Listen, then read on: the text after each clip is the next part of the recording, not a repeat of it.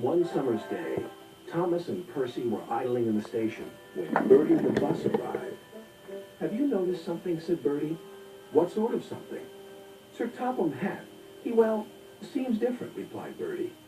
"I did see him staring at the clouds this morning," said Percy. "I wonder why." The reason was simple. It was Lady Hatt's birthday, and Sir Topham had a new outfit. "It's perfect for my birthday party," said his wife. "You look splendid, Topham dear." "And I'll wear my finest hat just for you," he replied. "Your birthday is a great occasion." "It is, so don't be late."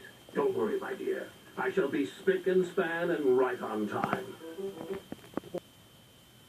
Later that day, Sir Topham Hatt had changed into his new suit. "You look fine, sir," said the station master. "You'd best be going." "Indeed," agreed Sir Topham Hatt. "The engines are busy. I'll take the car." "Is it reliable?" asked the station master. "Certainly," said Sir Topham Hatt. But it wasn't.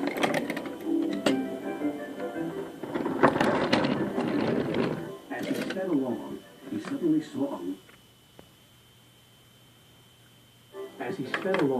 he suddenly saw a large hole in the road. He braked hard, but it was too late. "Bother! Now I've got a puncture. If I change my wheel, I am sure to dirty my suit, and that would never do." Just then he heard Caroline.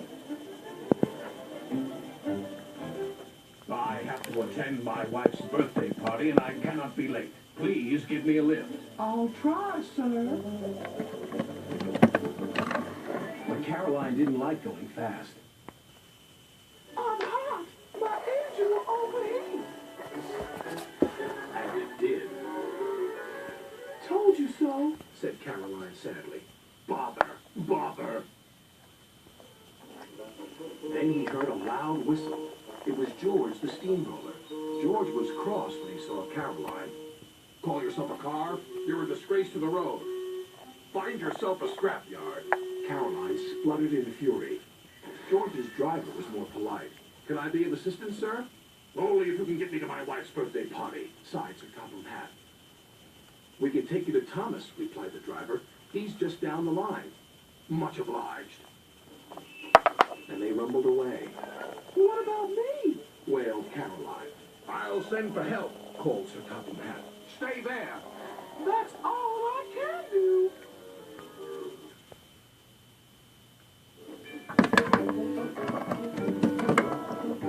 George was enjoying rolling along the lane, but not Sir Topham Hatt.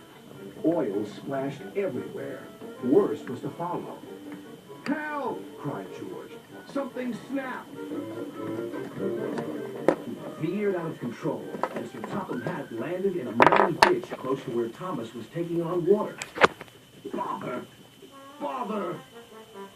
Thomas had never seen Sir Topham Hatt in such a mess. "Can I help you, sir?" asked Thomas's driver. "Yes, please. Get me to the station as fast as you can. I'm afraid our fireman's taken ill." "Then I'll be your fireman," sighed Sir Topham Hatt. Thomas was excited. Sir Topham Hatt had to work hard.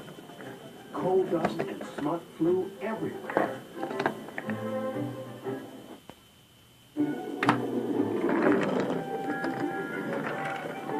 At last, they reached the station.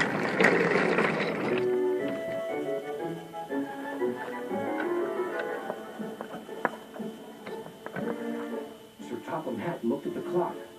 "Just in time," he gasped. He hurriedly picked up a huge bunch of flowers. "Good luck," called Thomas. Sir Topham Hatt's wife was waiting for him.